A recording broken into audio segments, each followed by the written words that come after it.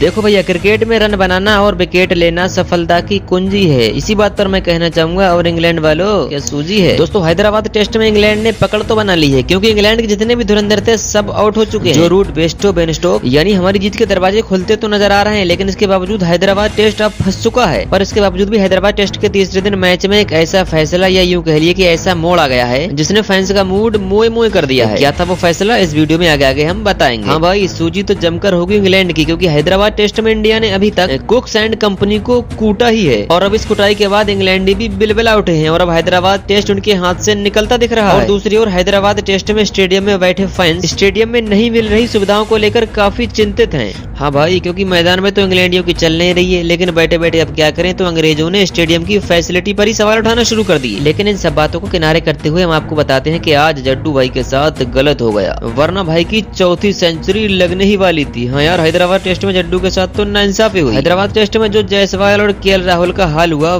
ठीक वैसा ही हाल जड्डू भैया का भी हो गया, क्योंकि यशस्वी और राहुल की तरह जडेजा भी हैदराबाद टेस्ट में सेंचुरी से चूक गए। खेल के तीसरे दिन जडेजा को देखकर ऐसा लग रहा था कि वो अपने करियर का चौथा शतक लगा देंगे, लेकिन 120वें ओवर में जो रूट की गेंद पर उन्हें एलबीडब्ल्यू आउट दे दिया गया। वैसे जड्डू का विकेट भी विवाद की वजह बन गया, लेकिन पहले समझिए कि वो आउट कैसे करार दिए गए। रविंद्र जडेजा ने रूट की गेंद पर फ्रेंच फुट डिफेंस किया, और इस दौरान गेंद उनके पैड पर लगी और ग्राउंड एम्पायर ने उन्हें आउट दे दिया। उसके बाद रविंद्र जडेजा ने तुरंत रिव्यू ले लिया। रिप्ले में नजर आया कि गेंद उनके बैट से लगकर पैड पर लगी है, या यूं कह लीजिए कि गेंद एक ही समय पर बल्ले और पैड पर टकराई, जिसकी वजह से जडेजा ने तुरंत डीआरएस का इस्तेमाल किया था। उसके बाद तीसरे एम्पायर ने अपने पास मौजूदा सभी तकनीकों का इस्तेमाल किया। तीसरा एम्पायर हर कोशिश करने के बावजूद भी ये पता नहीं लगा पाया कि बॉल पहले पैड पर लगी है या बैट पर। इसी कस्म में काफी देर तक रिप्ले का सिलसिला चलता रहा। उसके बाद जड्डू को आउट करार दे दिया गया। सवाल यह है कि थर्ड एम्पायर को जब पता ही नहीं था कि बॉल पहले पैड पर लगी है या बैट पर, तो फिर आउट कैसे दे दिया। दरअसल ऐसी स्थिति में थर्ड एम्पायर मैदानी एम्पायर के हक में फैसला देते हैं, मगर सवाल यह होता है, दुनिया की सबसे अमीर क्रिकेट बोर्ड के पास हॉट स्पॉट नाम की टेक्निक इस्तेमाल करने का मन नहीं है या फिर इच्छा नहीं है, क्योंकि जब डिसीजन रिव्यू सिस्टम मार्केट में जब नया आया था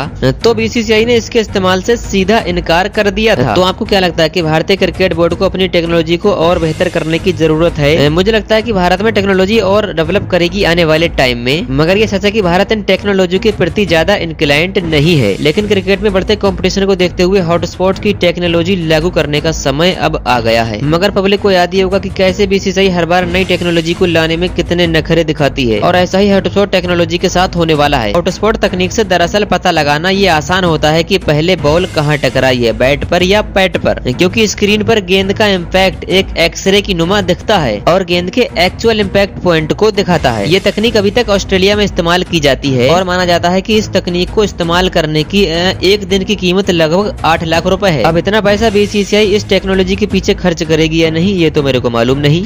फिलहाल आज की वीडियो में इतना ही, मिलते हैं एक और इंटरेस्टिंग वीडियो के साथ। जब तक के लिए खुश रहिएगा।